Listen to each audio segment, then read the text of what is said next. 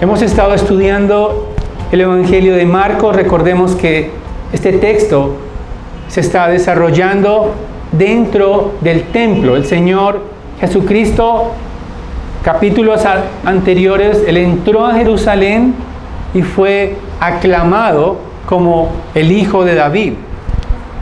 Luego, eso fue el día domingo, le llamamos nosotros de Ramos, pero Él entró al templo y limpió el templo. Pero además, Él ha tenido discusiones allí con todos los religiosos de Jerusalén en el templo porque están cuestionando su autoridad. Y ha tenido Él encuentros con los fariseos, con los escribas, con los saduceos. Pero ya el tiempo de preguntar ha terminado. Ahora Él es el que pregunta a los escribas. Está próximo a morir y está en el templo contestando, las preguntas de los religiosos.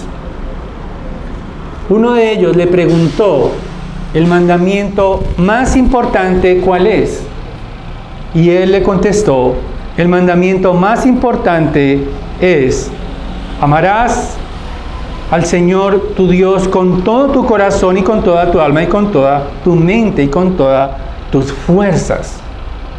Ahora, hay algo acerca del amor que necesitamos entender, y es que el amor es una decisión voluntaria. El amor tiene que ver con sentimientos, pero en realidad nosotros decidimos amar o no amar. Si amar no fuera una decisión voluntaria, entonces no sería un mandamiento. Porque si Dios nos manda algo que no depende de nosotros, probablemente es injusto con nosotros. Pero el amor es una decisión, y ese deseo de amar crece en la medida en que conocemos a Dios. Recordemos que el pueblo de Israel se le da ese imperativo de amar a Dios. ¿Por qué? Porque el pueblo de Israel había recibido el amor de Dios al ser salvado, liberado de Egipto. Pero también nosotros somos llamados a amar a Cristo porque Él nos amó primero.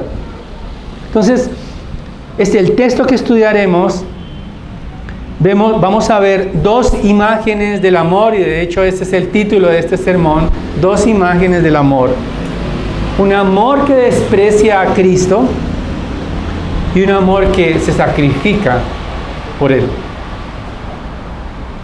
Entonces el mensaje en esta mañana, el argumento de este texto que vamos a respaldar con el estudio de la palabra es que todo aquel que entiende quién es Cristo lo amará sacrificialmente. Todo aquel que entiende realmente quién es Jesucristo lo amará sacrificialmente. Entonces vamos a repartir o a entender este texto en dos partes. Quienes a veces toman nota, a veces quienes ven el video están atentos a esos puntos para poder ver cómo el texto se desarrolla, cómo la estructura del texto. De los versículos 35 al 40 veremos entonces el amor falso, y de los versículos 41 al 44 el amor sacrificial. Entonces son esas dos imágenes del amor: el amor falso y el amor sacrificial. Vamos en primer lugar, el amor falso. Los escribas, está el Señor dirigiéndose a la multitud. Dice que mientras enseñaba en el templo, Él decía: ¿por qué dicen los escribas que el Cristo es el Hijo de David?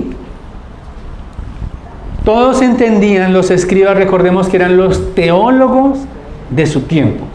Ellos conocían fielmente la Escritura, los escribas conocían los textos del Antiguo Testamento, obviamente, y ellos aceptaban que el Mesías era ¿quién? Hijo de David. Pero solamente aceptaban que él era hijo de David por su genealogía. Por eso es que se irritaron ante las multitudes que gritaban Hosana en las alturas. El hijo de David ha llegado. Recordemos que en Marcos capítulo 11, la multitud decía a los que iban delante y los que le seguían gritaban, Hosana, bendito el que viene en el nombre del Señor, bendito el reino de nuestro Padre David que viene, Hosana en las alturas, le gritaban a Jesús. Pero ellos realmente no entendían que Jesús es el Mesías, que Jesús es el Hijo de David, y Él les hace una pregunta. Está citando el Salmo 110 que leíamos hace un momento y les pregunta, ¿por qué dicen los escribas que el Cristo, es decir, el Mesías, es hijo de David? ¿Cómo puede ser el Mesías inferior a David? Y por eso dice el Señor, citando el Salmo, el Señor dijo a mi Señor, siéntate a mi diestra hasta que ponga a tus enemigos debajo de tus pies. La palabra Señor, como les decía, es la palabra Yahweh, a que él está citando. ¿Cómo es que el Padre le dice al Señor de David que se siente a sus diestras?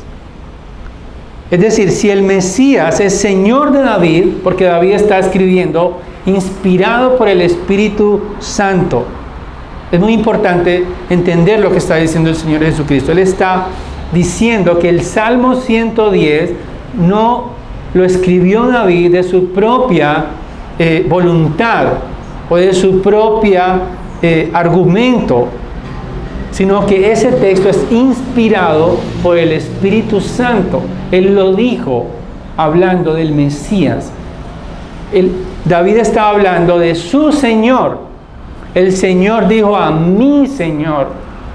Es decir, que el Hijo, el Mesías, no solamente es el Hijo de David, sino que es el Señor de David. No es simplemente de su linaje inferior, sino que es superior a David. Si David llama a Jesús Señor, o más bien al Mesías, lo llama Señor, significa que es superior a él. Y si el Mesías es el Señor de David y está sentado a la diestra de Dios, es lo que dice el texto, el Cristo, el Mesías, ha recibido toda la autoridad en el cielo y en la tierra. Y si Jesucristo es el Mesías, significa que Jesús es Dios hecho hombre. ¿Entendemos eso? El Dios que hizo los cielos y la tierra tomó forma humana en Jesucristo. Pero no contento con esto, Él fue a la cruz a morir por los pecadores. Pero venció a la muerte y está sentado a la diestra de Dios. Y literalmente dice, hasta que ponga a tus enemigos debajo de tus pies, es lo que hacían los reyes que vencían en batalla a otros.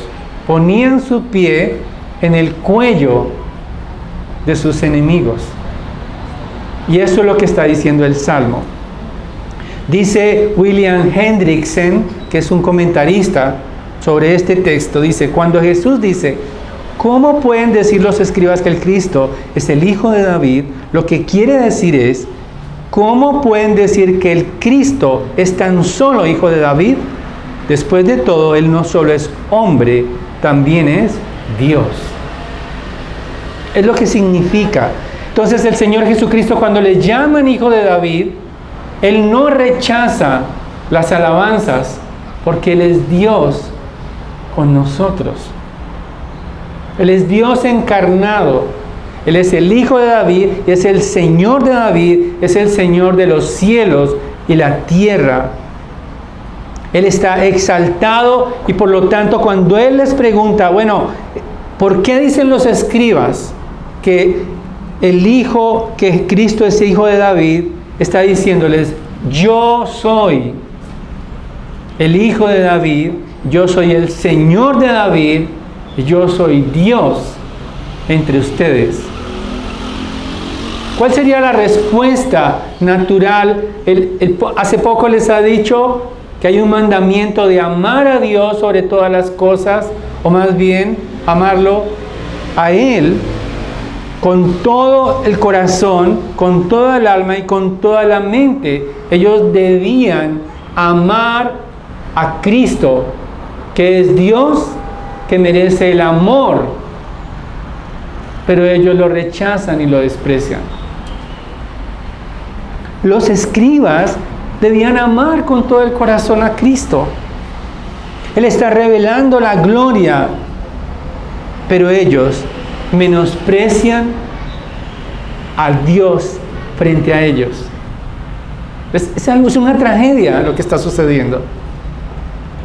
Hace poco veía en la televisión, bueno, ya los videos de la coronación del rey Carlos III. Pero había, bueno, eso es allá en Inglaterra, con una pompa y un lujo excesivos. Pero había personas con un letrero que decía, no king, no my king, en el paso del carruaje. Y los periodistas todos se enfocaron en esos letreros, que significa, este señor no es mi rey. Es lo que decían algunos británicos, londinenses. Y eran muchas personas. Ese señor no es mi rey. Y eso es exactamente lo que están haciendo los escribas. Están diciendo, Jesús, tú no eres nuestro rey. Nos negamos a adorarte, a glorificarte, porque no reconocemos tu reinado sobre nuestras vidas. Pero el Señor Jesucristo conoce sus vidas, sus pensamientos, y en el versículo 38 dice, en su enseñanza les decía a las multitudes, cuídense de estos hombres, cuídense de los escribas. La palabra en el idioma original de cuidarse es como si fuera un letrero, quizás cuando encontramos algo tóxico,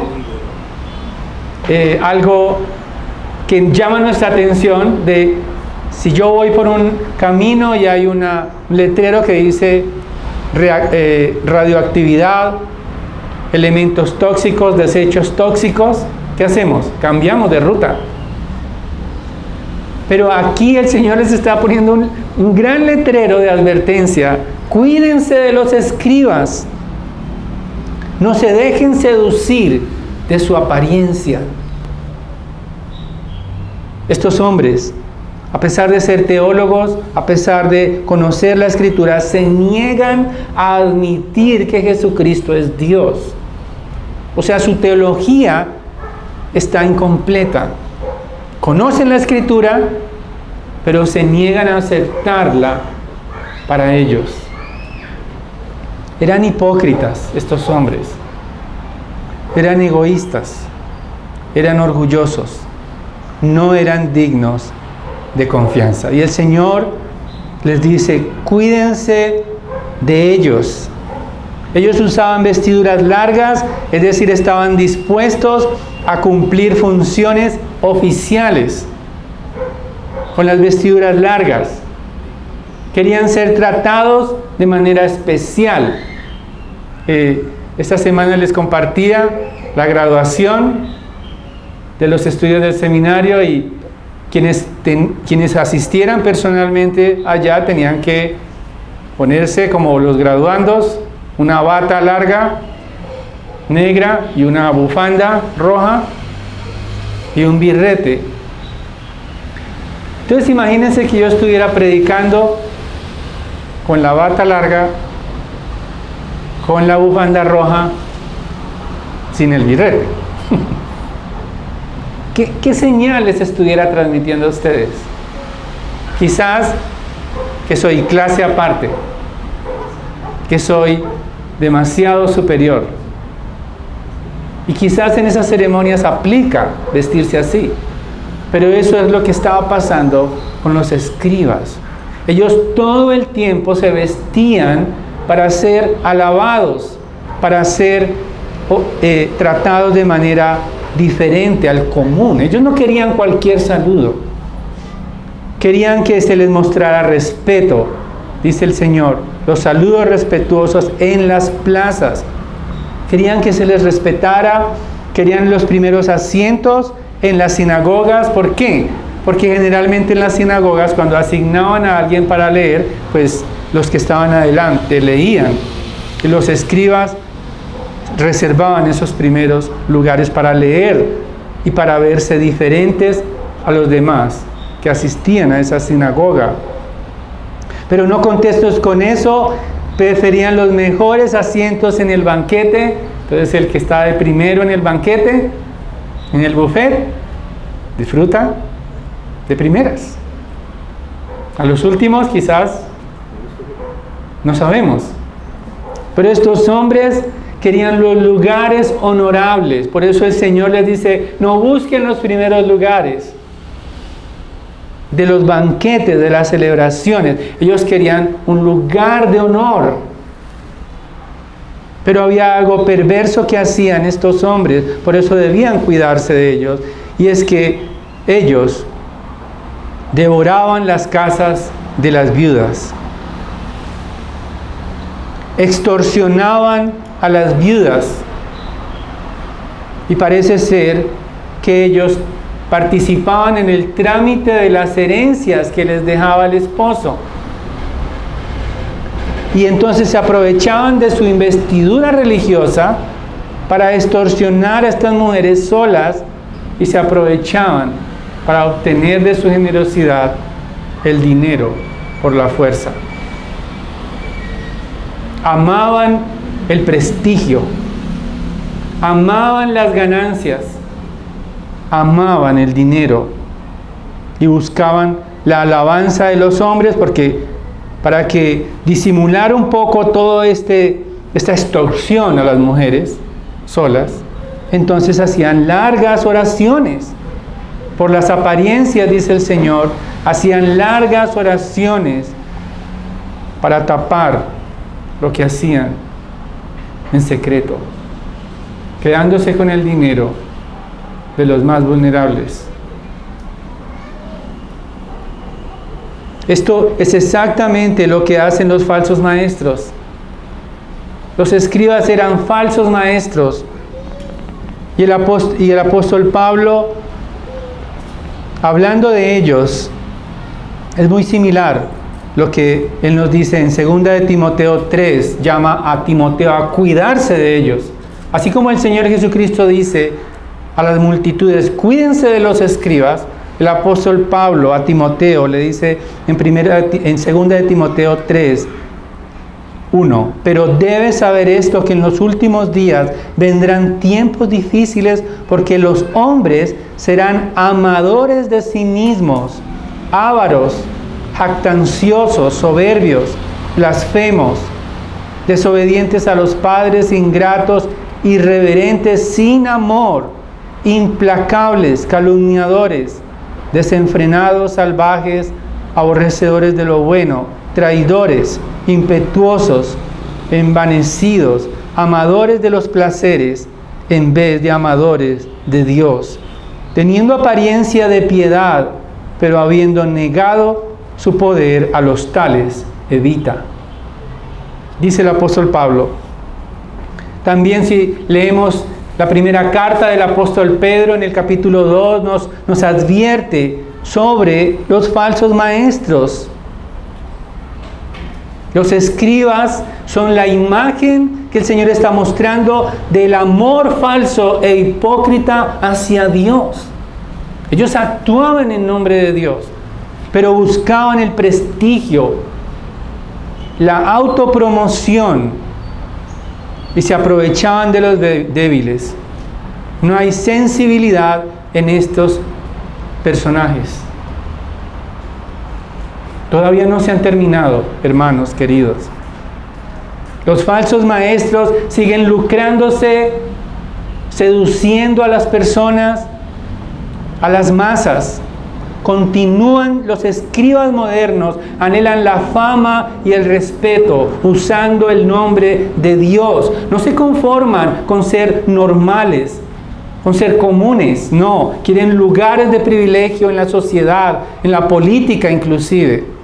Usan el nombre de Dios para exigir el respeto. No se conforman con ser siervos anónimos, quieren figurar, quieren ser aplaudidos, son insensibles, son codiciosos. Cuidémonos, cuídate de los falsos maestros que niegan la gloria de Cristo, niegan la autoridad de Jesucristo, pero Dios conoce sus corazones. Ellos representan el amor falso, un amor falso que seduce, pero un amor hacia ellos mismos. El Señor Jesucristo los conoce porque no solamente les dice, cuídense de ellos, sino que estos recibirán mayor condenación. Es importante que aquellos que predican la palabra de Dios puedan entender y predicar la supremacía de Jesucristo, que puedan también no solamente conocer la palabra, sino someterse a la autoridad de la palabra de Dios. Que su doctrina no sea simplemente para usar los pasajes preferidos. Entonces vemos en los escribas la imagen del amor falso, del amor hipócrita, pero ya tienen condenación. Por eso la palabra de Dios dice, no os hagáis maestros muchos de ustedes, porque recibirán mayor condenación, porque necesitan tener el carácter de Cristo, necesitan trazar con precisión la palabra de verdad, necesitan conocer la doctrina y necesitan sobre todo predicar como nuestro Señor Jesucristo. Él, al confrontar a los escribas, al confrontar a los saduceos, al confrontar a los fariseos, fue condenado a muerte por sus palabras en la cruz. Necesitamos exaltar a Cristo antes de exaltarnos a nosotros mismos. No necesitamos exaltar a los pastores, necesitamos exaltar a Cristo, exaltar su gloria, exaltarlo a Él antes que a hombres. Y por eso el Señor Jesucristo, parece que Marcos está conectando la historia de la viuda para confrontarlo, para contrastarla, esta imagen de esta viuda, con los escribas. El amor falso para mostrar el amor sacrificial. Dice el versículo 41 que Jesús se sentó enfrente del arca de los tesoros, observaba a esa multitud que echaban en el arca dinero. Había muchos que echaban grandes cantidades, pero una viuda pobre echó 2 pequeñas monedas de cobre, o sea, un cuadrante. Las arcas eran cofres en forma de urnas metálicas. Es decir, que cuando tiraban una moneda sonaba. Imagínense el estruendo echando monedas los que tenían los acaudalados. ¿Cuánto ruido hacían? Entonces, cuando todo quedó en silencio, parece ser, el Señor escuchó un ruido muy pequeño y se volteó a mirar y llamó a los discípulos a mostrarle la ofrenda de esta viuda. No era muy notoria,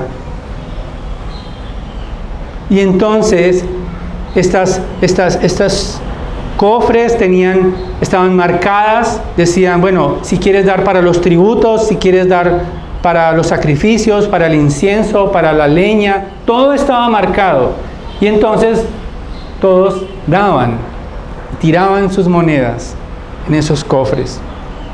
Pero la viuda llamó la atención del Señor Jesucristo porque eran 2 monedas de cobre. Marcos aclara, porque su audiencia es gentil, él dice que era un cuadrante. Un cuadrante era la moneda romana, pero él les aclara, en realidad era 1/64ª parte de un denario, o sea, era menos que un centavo.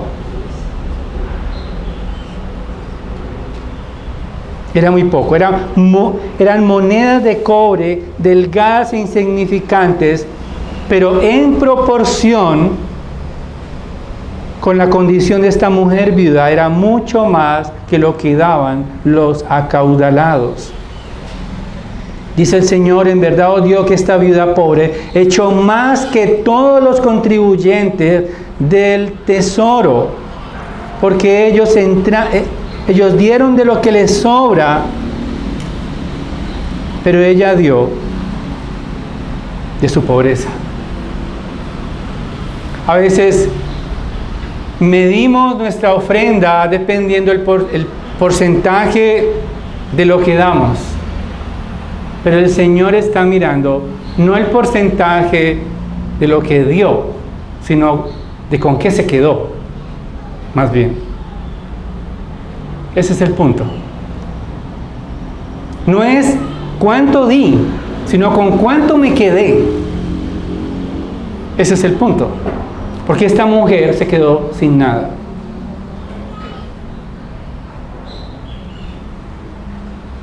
En realidad, el Señor está ilustrando por medio de la generosidad de esta mujer el amor sacrificial que debemos tener hacia Dios. Totalmente contraria a los escribas. Esta mujer está mostrando que confía en el Señor de todo su corazón, con toda su alma, con todas sus fuerzas, porque esa ofrenda fue sacrificial. Pero no se preocupen, no se afanen. Este texto no es un texto para ofrendar. Es un texto para mostrar el amor genuino por Dios. Porque esta mujer dio de manera discreta, no esperaba que nadie la observara. Cuando ames al Señor, no hagas como los escribas y cuídate de aquellos que quieren hablar todo el tiempo de ellos en vez de hablar de Cristo. Cuídate de aquellos que hablan de sus logros y no de Cristo y del Evangelio. Cuídate de aquellos que buscan el renombre, la fama, aquellos que quieren viralizarse. Ese es el término moderno. Pero esta mujer también fue amorosa porque ella sabía que esas monedas de cobre iban a ser para otros, no para ella. Sin ostentación. Pero no contenta con eso, esa ofrenda, ese amor fue sacrificial y total, porque el Señor Jesucristo mismo llamó a los discípulos para mostrarles que ella en su pobreza echó todo lo que poseía, todo lo que tenía para vivir. En otras palabras, ella quedó a expensas de la muerte si no tenía algo para subsistir. Entregó todo lo que tenía. Y es exactamente lo que hizo el Señor Jesucristo. Entregó todo lo que tenía, porque al final no solamente entregó su vida, sino que los soldados romanos se jugaron sus ropas. Desnudo fue levantado a la cruz. Él entregó todo por nosotros, para amarnos, sus enemigos. Él se despojó de su gloria eterna, como nos dice la carta a los Filipenses, y no contento con eso, se humilló hasta lo sumo, hasta la muerte y muerte de cruz, traspasado por nuestros pecados, entregó con generosidad su vida, hasta gritar: todo está consumado, todo está saldado a la deuda nuestra. Por eso, entonces, ¿cómo no amarlo con todo el corazón, con toda nuestra alma, con todas nuestras fuerzas? ¿Cómo no entender que el Hijo de Dios, el Mesías, que está a la diestra de Dios? ¿Cómo no amarlo? ¿Cómo no reverenciarlo? ¿Cómo no entregarle todo nuestro ser?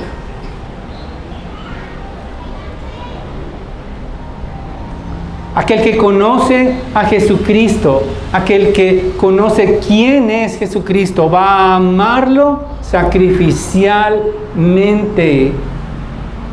No hay otra alternativa, porque aquel que no ama a Cristo y que busca su propia gloria, como los escribas y los falsos maestros modernos, aquellos que buscan su fama, aquellos que buscan el protagonismo, aquellos que oprimen a los débiles a expensas de su lucro, aquellos que manipulan, aquellos que ven la palabra de Dios como algo no relevante para sus vidas, ellos realmente serán condenados. Pero el Señor Jesucristo nos llama a amarlo sacrificialmente. ¿Qué estás dispuesto a sacrificar por Cristo? Quizás sacrificar tu buen nombre, porque cuando sepan que estás proclamando el nombre de Cristo, aquellos que te aman ya no te amarán, o al menos te sacarán del grupo de WhatsApp. ¿Estás dispuesto a arriesgarte por Cristo? ¿Qué estás dispuesto a sacrificar? Hoy en día la palabra sacrificio suena mal. Nadie quiere, todo el mundo le hace el quite a cualquier forma de sufrimiento. Todos quieren escapar rápidamente de cualquier incomodidad, y creo que uno de los ídolos de esta época es el bienestar y la comodidad. Amamos tanto el bienestar que cuando se nos altera, entonces nosotros nos quejamos contra Dios. Pero, ¿qué estamos dispuestos a sacrificar por amor a nuestro Redentor? Ten cuidado con los que buscan la alabanza de los hombres más que la gloria de Cristo. Ten cuidado con aquellos que buscan tu dinero por encima de la gloria de Cristo. Ten cuidado con aquellos que buscan la lana de las ovejas y no cuidar de las ovejas. Hermanos, expongámonos a pastores que amen las ovejas. Y este sermón, como decía un pastor, es para mí, porque necesito recordar, amar al pueblo de Dios y no amar mi protagonismo. Necesito recordar que Cristo pagó el precio por sus ovejas y hay que cuidarlas, no manipularles. Pero también los pastores, como la actitud del Señor Jesucristo, no te entristezcas si en algún momento los pastores también te exhortan a vivir en santidad. Porque también no solamente son palabras de que todo está bien, sino que muchas veces la exhortación, el ánimo y el deseo por agradar a Cristo también debe estar dentro de lo que hacemos como pastores. Advertir los peligros del pecado y del mundo. Queridos, Dios te conoce en el secreto de tu corazón.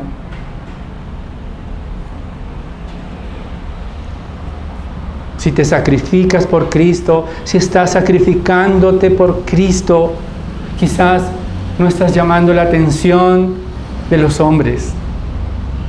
Quizás no estás llamando la atención de tus padres, de tus jefes, de tus vecinos. En el secreto de tu alma estás adorando a Cristo con gozo. Quizás seas anónimo en un mundo donde solamente aplauden a los más vistosos. Pero no te preocupes, querido, querida, porque los ojos del Señor están sobre ti. Los ojos del Señor Jesucristo están mirando todo lo que tú haces por Él, anónimamente, discretamente. Él conoce tu corazón. Y Él está honrando tu vida. Tu vida, si estás sacrificándote para Él, es valorada ante los ojos de Dios. No necesitas estar figurando tus nombres en letras de molde, porque tus nombres, sus nombres de los que son fieles a Cristo, están esculpidas con sangre, la sangre de Cristo, para darnos vida, para consolarte, para restaurarte, para estar atento y guardarte solo para Él. Aún de los falsos también te guardará. Vamos a orar. Padre, te damos gracias por tu palabra. Te necesitamos, Señor, y perdónanos, Padre, si quizás nos llama la atención en algún momento ser populares. Perdónanos si nos comparamos con los famosos. Perdónanos si quizás queremos iglesias más grandes, más vistosas. Perdónanos, Padre, si estamos en nuestro corazón aferrados al modo de pensar de esta tierra. Ayúdanos, Señor, a reconocer a los siervos fieles. Guarda esta iglesia de los falsos maestros, de las falsas enseñanzas y de los que quieren el prestigio, pero no la gloria de Cristo. Padre, ayúdanos para poder entregarte aún lo que nos cueste, lo que nos duela, lo que pone en riesgo nuestras vidas, para poder amarte, para poder entregarte todo nuestro corazón a ti. Te damos la gloria y el honor a tu nombre, y a ti sea toda la autoridad, todo el honor en los cielos y en la tierra. Cristo Jesús. Amén.